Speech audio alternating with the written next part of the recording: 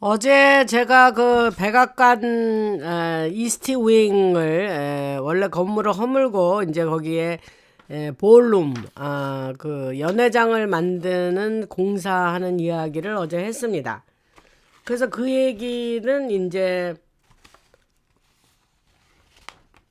그 지하 시설에 대한 얘기가 논의가 이제 이 세상으로 퍼져나가는 계기는 뭐 어떤 일이 있었냐면 이제 그런 볼룸을 연회장을 만든다 그러면서 그것이 예상보다 빨리 알려지게 된 이유가 이제 소송이 들어왔어요. 그 소송에 대한 얘기를 여러분들이 들으셨을 건데 제가 디스클레이머 하는 거를 깜빡했네요. 지금 라나 방송은 미국과 세계의 숨겨진 정보와 비하인드 스토리 채널이고 채널이 표면에 드러나지 않은 깊은 진실과 배경을 분석해서 전달드리고 모든 내용은 엔터테인먼트용이며 법적 조언이 아닙니다. 사실관계는 시점에 따라 달라질 수 있고 판단은 여러분 각자의 몫입니다. 그래서 하던 얘기를 계속하면 그게 무슨 소송이 들어왔냐면 보존 역사 보존을 주장하는 단체들이 있어요. 예를 들면 National Trust for Historic Preservation 같은 곳인데 한국으로 말하면 비슷하게 뭐 문화재 관리국 뭐 이런 거와 비슷한 거예요. 그래서 거기서 원래 이제 백악관의 그 건물 중에 하나였으니까 이스트 윙이 동쪽에 있다 그래서 이스트 윙인 거예요. 근데 그것에 공사에 문제를 제기하면서 이 사실이 그 지하 시설이 공식적으로 사람들에게 알려지고 그 논의가 된 겁니다. 그래서 그게 알려진 거예요. 그래서 사실은 이것도 전체를 다 보여준 게 아니고 일부만 드러낸 건데 예전에 있던 동쪽 건물 이스트 윙 아래의 2차 세계대전 시절 긴급 대응 시설을 철거하면서 더 깊게 파고 확장할 수 있는 기회가 생겼고 그렇게 했다는 거예요. 제가 어제 그 공사 얘기를 하면서 오늘은 좀 더 자세하게 얘기하는 거예요. 그래서 이 과정에서 비공개 방식으로 그 최신 시설이 만들어졌는데 얘들이 그 내셔널 트러스트 뭐 그 문화재 관리국 같은 그러한 애들이 소송을 거으면서 이게 이제 세상 밖으로 알려졌다는 얘기입니다.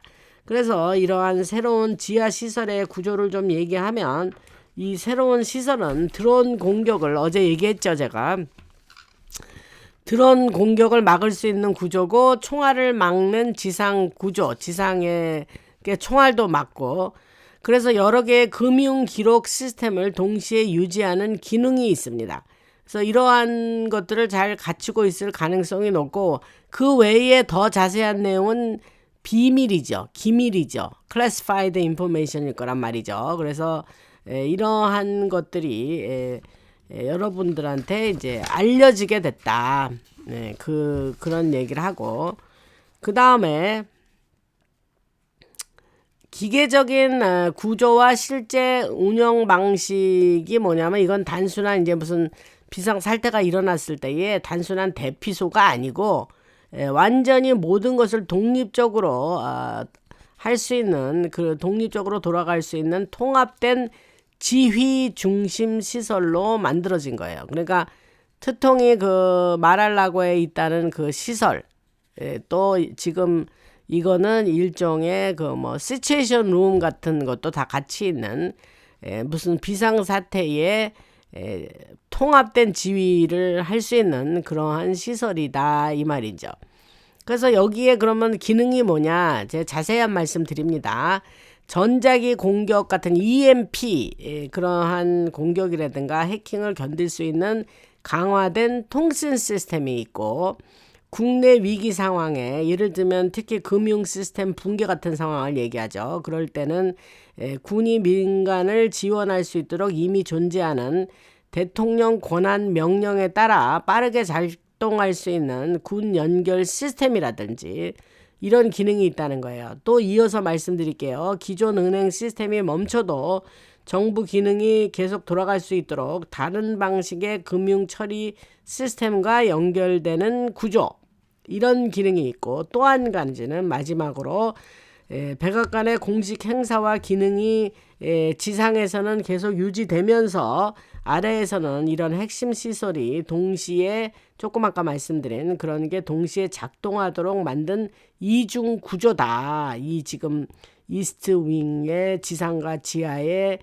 지금 건설되고 있는 그 시스템이 그런 거다 라는 말씀을 드리겠습니다. 그 다음에 이제 오늘 또 재미난 얘기가 또 있는데, 이제 지금 하던 얘기와 주제를 좀 달리해서 미국 돈에 대한 얘기를 좀 하겠습니다. 뭐 그게 미국에는 이제 1873년에 화폐법이 만들어졌죠. 그래서 그거는 사실 그 법이 숨겨진 거대한 국가 자산 구조를 만들 수 있게 한 시작점이라고 말씀드릴 수 있어요. 1873년에. 그래서 그 구조 안에는 공식적으로는 드러나지 않은 엄청난 자산이 쌓여 있고, 그걸 활용하면 사실은 국가 부채를 여러 번 해결할 수도 있을 정도라고 보는 사람들도 있습니다. 그래서 트통이가 항상 자신을 나는 금을 좋아해, 금이 중요해, 아주 골드를 좋아하죠. 그래서 뭐 트럼프 타워에 그 살았던 그 뭐 집에도 그 뭐 3층인가 뭐 2층을 연결해서 살았다 그랬을 때 거기도 뭐 전부 그 손 닦는 싱크 같은 것도 뭐 금으로 뭐 이렇게 입히고 뭐 이랬다는 말이 있었잖아요. 그래서 이 사람이 금을 되게 좋아합니다. 그리고 뭐 그 골드 컬러의 넥타이도 즐겨 매고 그런 사람, 그런 건데, 그거는 골드 얘기는 왜 하냐면 종이돈을 찍어내는 방식이 아니라 실제 자산으로 뒷받침되는 그 금과 돈이 연결되는 길을 열겠다, 이런 의미가 있다고 합니다. 그래서 숨겨진 자산을 바로 풀어내는 방식으로 보던, 전체 금융 시스템을 다시 정리하는 과정으로 보던, 결국은 목표는 같은 거죠. 같은 얘기를 하는 겁니다. 그래서 국가가 돈을 만드는 권한을 그 지금 뭐 페더럴 리저브가 그냥 종이돈 계속 찍어내고 있었죠. 그게 말이 됩니까? 근데 그게 페더럴 리저브가 로스어린이나 그런 비롯한 일부 몇 사람이 소유하고 있는 개인 은행이라 그랬잖아요. 제가 말씀드렸죠. 그래서 아까 얘기한 그 지금 그 지금 이러한 어떤 그동안 딥스가 하던 금융 시스템에서 새로운 시스템으로 넘어갈 때에 혼란이 야기되고 그러한 어떠한 예기치 못한 상황이 생길 수도 있어서 이제 그런 이스트윙 연회장 지을 때에 지하 시설을 더 강화하고 만든다는 얘기와 굉장히 서로 연결이 있다, 이 말이에요. 그래서 어떤 지금 혼란의 시기에 어떤 문제가 생겨도 그 계속 트통이 대통령으로서의 계속 결정을 내리는 데에 어떤 방해도 받지 않는 그러한 업무를 처리할 수 있는 준비된 장소가 그 볼룸, 연회장 밑이라는 거죠. 그래서 그걸 또 그렇게 두 가지를 연결해서 그런 정보를 얘기하네요. 그래서 지금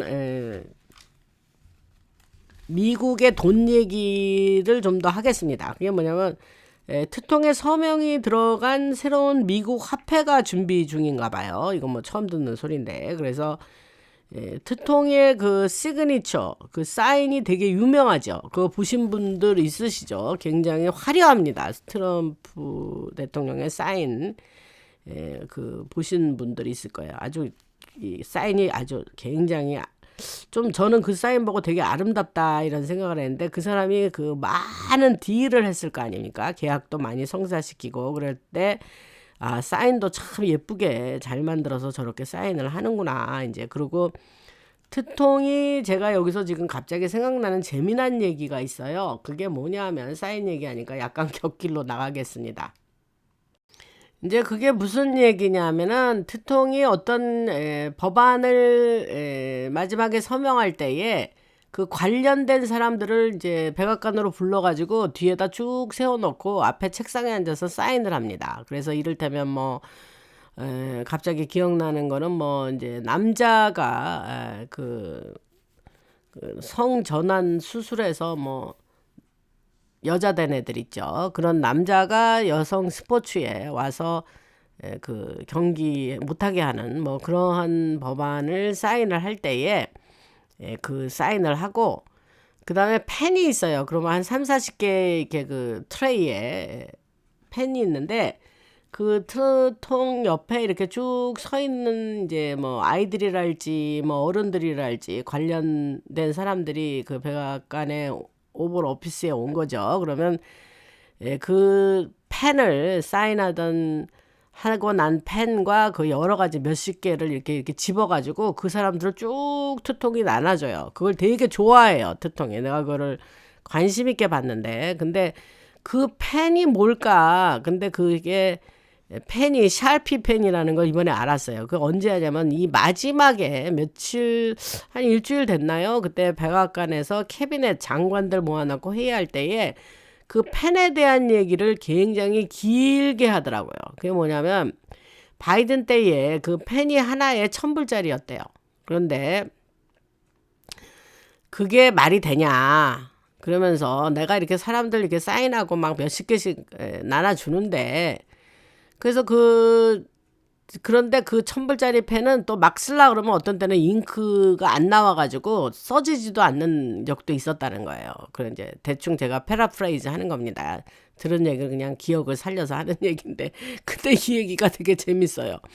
그런데 그랬는데 자기는 이렇게 사인하고 나서 펜 이렇게 나눠주고 싶은데 그 하나에 1,000불이니 이게 말이 되냐? 그래서 자기가 지금 쓰는 펜은 샬피 펜이래요. 그 샬피라는 그 회사가 되게 뭐 사인펜 같은 거죠. 유명하죠. 그래서 거기한테 전화해가지고 내가 이 그 1,000불짜리 펜은 집어치우고 내가 이 펜을 계속 샬피 펜을 쓰고 싶은데 얼마에 나한테 이걸 공급하겠냐. 그러니까 그 회사 회장이 나는 그거 돈 안 받겠다. 얼마든지 공급하겠다. 그러면서 절대 돈 안 받겠다 이러니까 그게 뭐 연방정부의 일인데 그걸 공짜로 사용할 수는 없죠. 그래서 트통이 공짜로 해주겠다는 거를 no 그건 안 된다. 그러면 how about $5 그랬대요. 그래서 5불에 하면 어때? 펜 하나에 5불 그랬더니 뭐 주셔도 좋고 안 주셔도 좋아요 하면서 그냥 5불 오케이 그랬다는 거예요. 그래서 자기가 5불에 그 펜을 계속 공급을 받는다. 그러면서 왜 나라 살림을 하는데 그렇게 왜 이렇게 낭비를 하냐. 펜 하나에 1,000불이 말이 되냐. 그런 얘기를 장관 회의에서 옆에 뭐 마르코 루비오 국무장관도 있고 또 저쪽 옆에는 핏 헥셋 국방장관이 있는데 그 펜 얘기를 매우 길게 하더라고요. 그러니까 그 다음번에 말을 하는 사람이 이제 스캇 베슨 재무장관이었거든요. 그러니까 그 사람이 이제 너 베슨 이제 자기가 그 얘기를 끝나고 나서 베슨 장관 보고 이제 할 얘기 있으면 좀 해봐라 이랬을 때에 저렇게 경제관념이 그러니까 이제 한마디로 뭐 알뜰한 대통령이란 식으로 얘기를 한 것 같아요. 지금 제 기억에. 그러면서 이제 스캇 베슨이 뭐 이렇게 얘기를 끝나니까 저 사람이 센트럴 캐스팅이야. 그 얘기를 또 쓰더라고요. 센트럴 캐스팅이란 말을. 근데 그게 그 역에 딱 맞는 사람을 센트럴 캐스팅이라는 얘기를 했고 그 얘기가 숨겨진 의미는 그 티피탑이라는 거는 최고라는 소리고 그래서 그거 두 가지 단어가 주는 의미가 저 같은 이런 뉴스를 전하는 사람들 그 ANON 발음해 보세요. 그런 사람들에게 암시를 주는 단어라라는 얘기를 했죠. 그래서 그때 장관 회의에 저 사람 센트럴 캐스팅이야. 너 지금 저 역할에 너무 딱 맞는 사람이야 라는 얘기를 또 하더라고요. 그러면서 안경도 너무 저 사람 얼굴에 너무 어울려 이러면서 그 베슨트 재무장관한테 그 얘기를 하더라고요. 그래서 지금 그냥 생각나서 쭉 말씀드렸는데 그 펜 얘기가 지금 제가 트럼프의 서명 얘기를 하다가 펜 얘기까지 나왔는데 그 재밌더라고요. 그래서 그 얘기를 좀 곁길로 나가서 말씀드렸습니다. 그래서 하던 얘기를 계속 하자면 그래서 그게 뭐냐면은 이제 새로운 돈에 2026년 올해예요. 올해 7월 4일이 매우 매우 중요한 날입니다. 그래서 독립기념일인데 원래 미국이 250주년을 맞이하는 해예요. 올해가. 왜냐하면 1776이잖아요. 1776년에 미국이 독립을 영국에서 했으니까.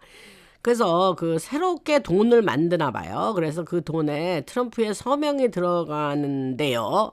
이거 처음 듣는 뉴스예요. 그래서 그거는 단순한 상징이 아니고 실제로 시스템이 바뀌고 있다 하는 표시라고 우리들이 알면 된다 이렇게 얘기를 하네요. 그래서 그러면 그 속에 숨겨 있는 뜻은 뭐냐 도무지. 그게 뭐냐면 기존의 중앙은행 중심 구조, 그러니까 페더럴 리저브를 얘기하는 거죠. 거기에서 재무부 중심, 실제 자산을 기반으로 하는 구조로 바뀌고 있다 이렇게 그런 신호로 알아들으면 된다 이렇게 얘기를 하네요.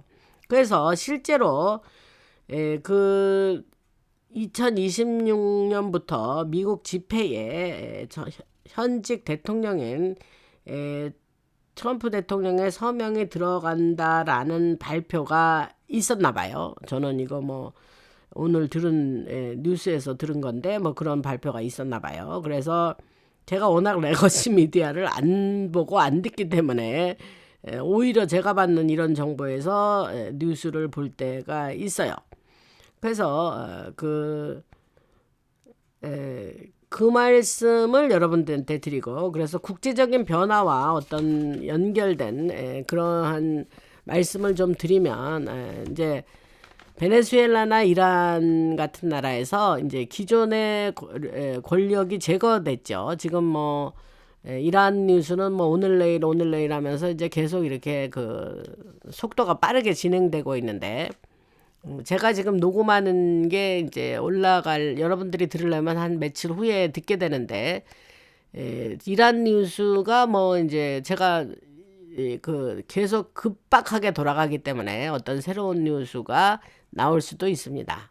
그런데 그거는 감안하고 들으시라는 얘기를 여러 번 했고 노파심이 워낙 많아서 제가 그렇습니다. 그래서 이제 이란도 이제 그 전쟁을 질질 끌지 않겠다가 트통의 결심이고 그렇게 할 겁니다. 그래서 왜냐 딥스가 트통의 전쟁을 질질 끄는 걸 원해요. 근데 절대 그들이 원하는 대로 그 트랩에 빠지지 않는다 그랬죠 제가. 그래서 그 이란, 베네수엘라와 이란 같은 나라에서 기존의 권력이 제거되고 리즘 체인지가 일어나고 그 다음에 시장이 열게 되면은 그 이란 같은 데 이제 소위 말하는 시장이 열리는 거죠. 그러면 그동안 기존에 있던 딥스의 세력이 자기의 국내 권력을 유지하기 위해서 이용하던 국제적인 영향은 이제 다 사라지는 거죠. 그래서 이게 딥스가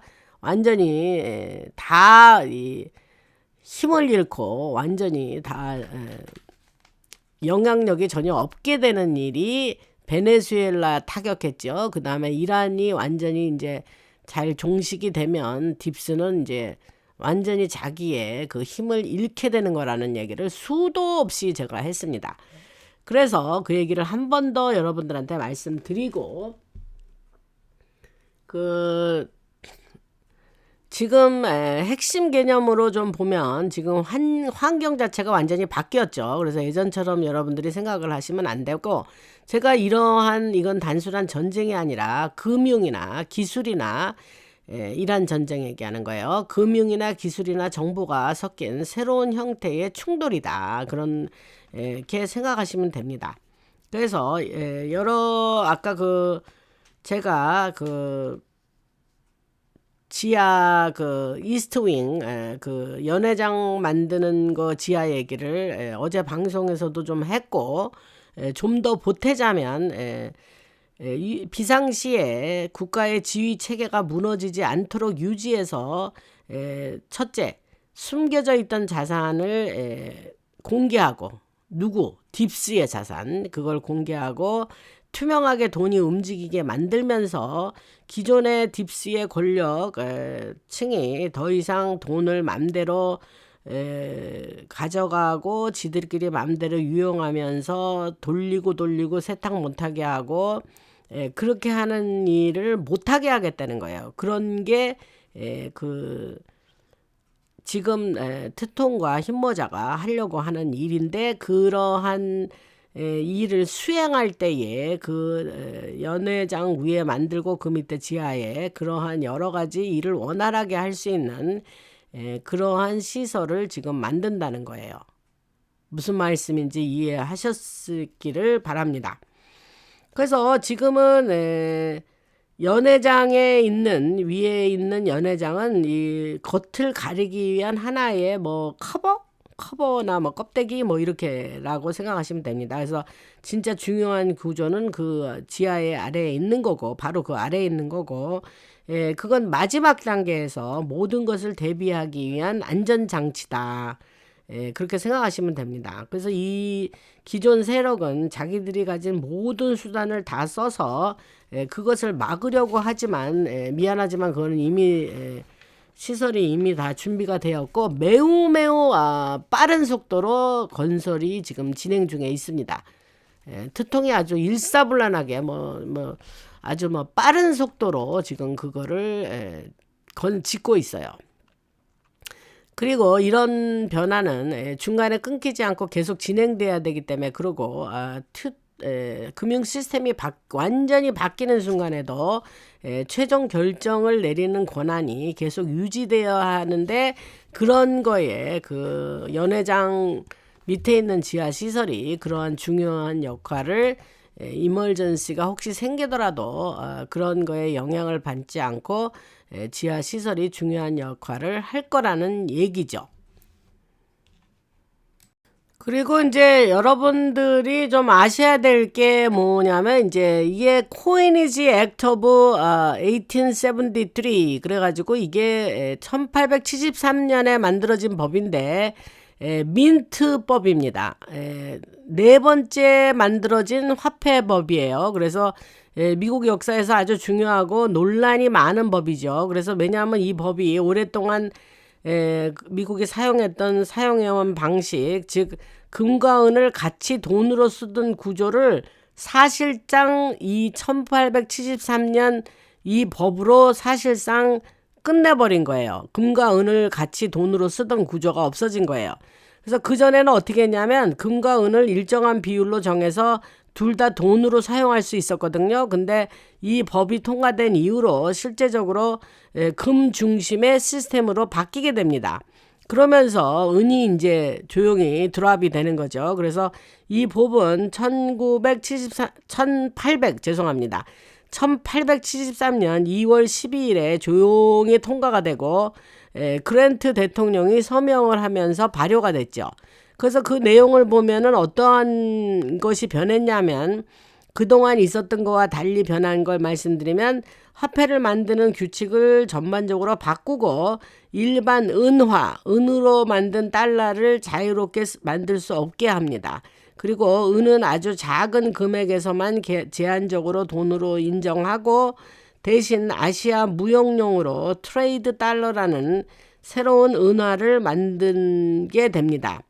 그래서 금을 가진 사람은 금을 가져가면 돈으로 바꿔서 찍어낼 수 있었지만 은을 가진 사람은 더 이상 그거를 할 수 없게 됐어요. 그래서 이러한 변화는 남북전쟁 이후에 종이돈 문제, 유럽에서 은을 버리려는 흐름, 그리고 은 생산이 많이 늘어나던 상황이 겹쳐지면서 이러한 1873년에 그런 화폐법이 만들어지고 변화를 일으킨 거예요. 그래서 특히 동부에 있던 은행과 돈을 빌려준 사람들 입장에서는 금 중심의 시스템이 더 유리했기 때문에 요런 방향으로 나간 거죠. 그래서 그럼 이게 지금 왜 중요하냐? 지금 이걸 왜 우리가 알아야냐? 하는 말은 이 법이 중요한 이유는 그 이 시점이 돈의 방향이 완전히 바뀐 순간이기 때문에 즉 돈을 일부러 제한하는 방식 또 그리고 국제 금융 네트워크와 채권자들에게 유리한 구조로 완전히 기울어진 시점인데 그 대신에 은이 가지고 있던 장점 즉 돈을 더 넉넉하게 풀 수 있는 기능이 은의 그 기능이 사라진 거죠. 그래서 그 결과로 어떤 일이 일어났냐? 빚이 있던 사람들, 농부들, 광부들, 일반 노동자들은 오히려 불리해지고 이 법은 당시로 그러한 여러 가지 그 논쟁하는 논점이 많아서 당시로부터 많은 비판을 받았고 그 이후 수십 년 동안도 계속 사람들이 그 법에 대해서 비판을 하고 불평불만을 했습니다. 그래서 일부 사람들은 그걸 1973년에 범죄라고 그렇게 불렀어요. 왜냐하면 이 왜 범죄라 그러냐? 이 법이 거의 공개적인 논의가 없이 슬쩍 통과가 됐고 중요한 내용은 뭐였냐면 은달러를 제거하는 건데 그것이 큰 법안에 몰래 숨겨져 있었다는 거예요. 은달러 제거한다는 게. 그래서 일반 사람들이 그걸 모르는 거예요. 캐치를 못한 거예요. 그리고 금을 가진 사람한테는 매우 유리하게 작용을 했고 그러면서 은 가격이 완전히 크게 떨어져 버리면서 경제가 위축되면서 이것이 결국은 경제 공황까지 이어졌고 특히 서부 지역과 농업을 하는 농부들한테는 큰 고통이 야기됐었습니다. 그래서 이 법은 이후에 1900년에 완전히 금 중심 시스템을 법으로 확정하는데 기반이 됐고 결국 중앙은행 중심 구조, 그 페더럴 리저브 중심의 구조와 실물 자산과 분리된 돈 체계로 이어지는 길을 열게 된 겁니다.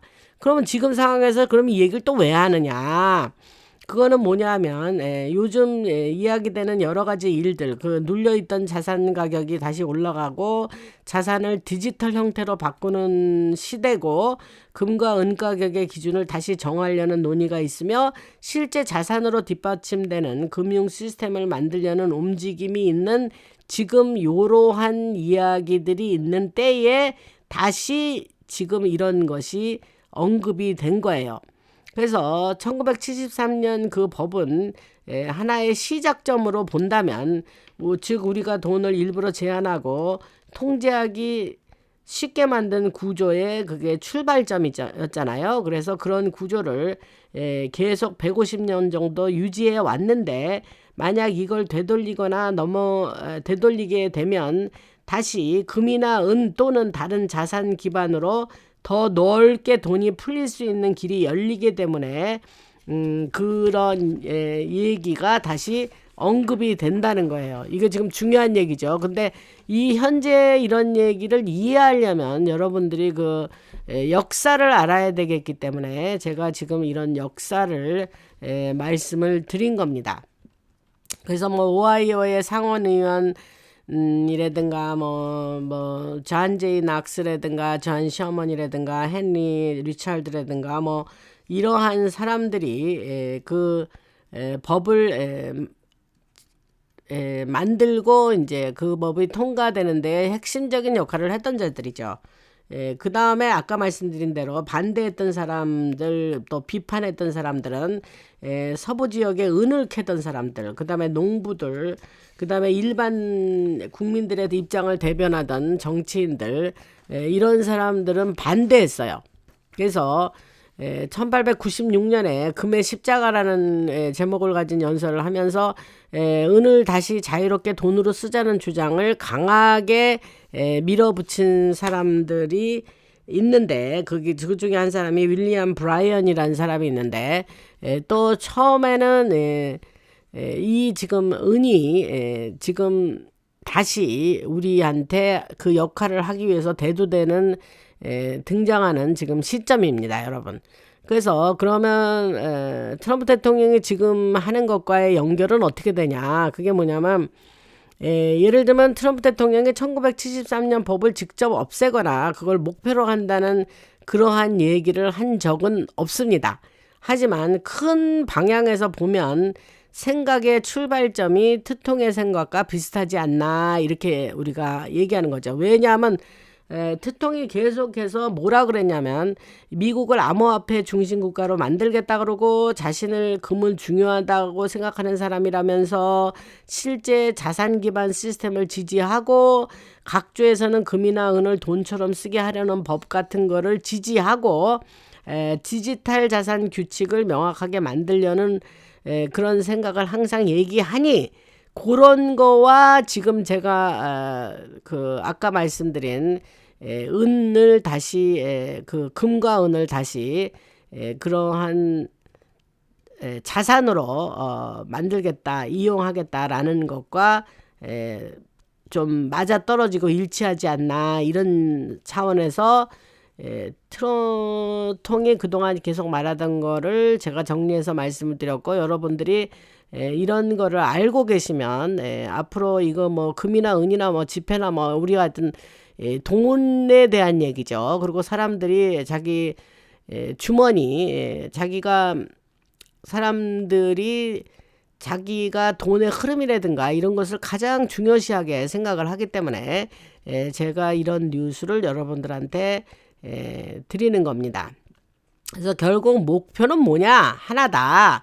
목표는 하나인데 돈에 대한 국가의 통제권을 다시 가져오고 보이지 않는 중앙은행 구조에 좀 덜 의존하고 이제 FRB 같은 중앙은행 구조의 의존도를 낮추겠다는 거예요. 그리고 찍어내는 돈이 아니라 실제로 뒷받침이 있는 자산이 뒷받침된 asset backed 자산 기반의 뒷받침이 있는 가치 중심으로 가겠다는 거죠. 그게 목표라는 거죠. 그래서 과거에 있었던 논쟁, 예를 들면 금만 쓸 거냐, 금과 은을 같이 쓸 거냐, 이러한 논쟁이 지금 다시 대두되면서 금은 자원 또는 디지털 자산을 통해서 돈의 기반을 넓힐 것인가 아니면 돈을 제한된 상태로 유지할 것인가 이러한 선택할 수 있는 우리가 어떤 걸 선택해야 된다는 그런 것이 지금 남아있다.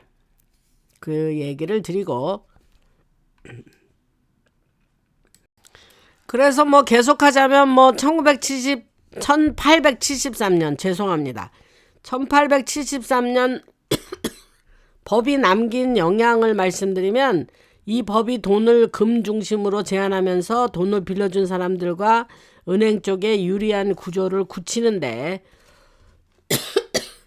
큰 영향을 미쳤다고 보는 거예요. 그래서 그 구조가 발전하면서 나중에 중앙은행 시스템이나 장부에 드러나지 않는 방식의 통제 구조로 이어졌다고 생각을 하는 거죠.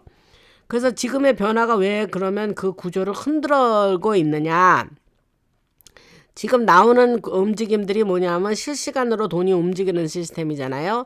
그리고 실제 자산과 연결된 금융구조와 숨겨져 있던 자산을 풀어내려는 시도, 또 금이나 자원을 기반으로 한 새로운 방식, 이런 것이 현재 일어나고 있는 움직임인데 이런 건 다 모두 돈을 일부러 제한하고 통제하던 구조를 과 반대되는 얘기잖아요. 그러니까 왜냐하면 이런 시스템이 만들어지고 확인 가능한 돈의 양이 늘어나고 투명성이 높아지면 아까 제가 말씀드린 대로 저쪽 딥스 애들이 안 좋아하는 방향으로 가는 거예요.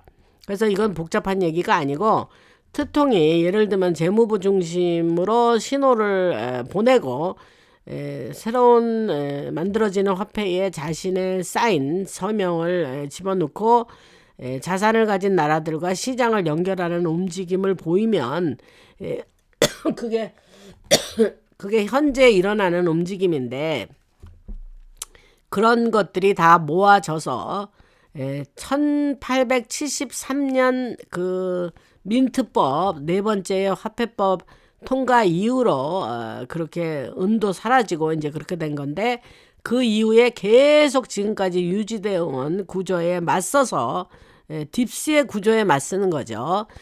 그래서 국가의 돈에 대한 권한을 다시 세우려는 그러한 방향이고 흰모자와 트통이 그런 일을 추진하고 있다는 것을 지금 말씀드리는 겁니다. 그래서 뭐 이런 주장을 하는 사람들도 있어요. 뭐 1873년 법과 관련해서 어떤 숨겨져 있는 거대한 자산이 있고 그게 시간이 지나면 엄청나게 불어나서 수억 달러 규모가 됐고 그런 걸 가지고 국가의 빚을 부채를 여러 번 갚을 수 있을 정도라는 이야기들이 일부 사람들한테 퍼지기도 했어요. 그러나 그거를 뒷받침할 수 있는 공식 자료는 없습니다.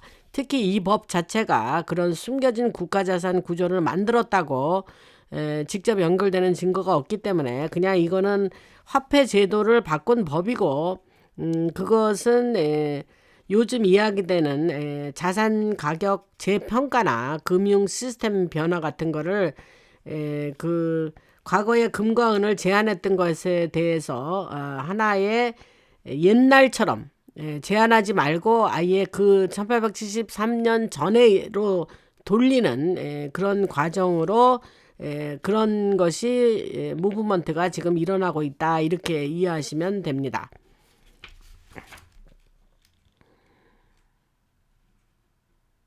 그래서 오늘은 뭐 그 정도 하고 여러분들 뭐 금융이나 뭐 재정이라든가 뭐 화폐라든가 뭐 이런 뭐 금은 뭐 그런 관련 뉴스들 관심 있으신 분들 많더라고요. 그래서 그러한 정보가 나와서 제가 비교적 좀 역사까지 더불어서 그 역사를 아셔야 지금 언제부터 금은 같이 쓰더니 화폐처럼 쓰더니 은은 언제 떨어져 나갔구나 그런 걸 이번에 아시게 됐을 거예요. 그래서 그런 설명을 드리고 뭐 농담 삼아서 뭐 라나 대학에 그 입학을 했는데 배울 게 아직도 많아서 졸업을 못하고 있다 뭐 이런 아주 재미난 댓글을 쓰신 분들이 있는데 제 방송은 여러분들한테 숨겨진 정보를 드리는 것도 열심히 하지만 또 여러분들에게 일종의 이런 배경 설명을 알아야 일종의 에듀케이션 방편으로 이런 배경을 알아야 세상 돌아가는 게 이해가 됩니다, 여러분. 그래서 그런 차원에서 오늘도 말씀을 드렸고 할렐루야 주님을 찬양합니다. 하나님께 영광 돌리는 나나 방송이 되길 원하고 멤버 하실 분 꼭 이제 마음만 잡수시고 있었던 분들 그 멤버를 해주시기를 부탁드립니다. 여러분들이 라나 방송을 이끌어가는 커뮤니티의 일원이 되시길 바라고 슈퍼땡스 또 카카오뱅크의 자율 구독료 여러분들께 부탁드립니다. 들으시느냐고 고생들 하셨습니다. 라나였습니다.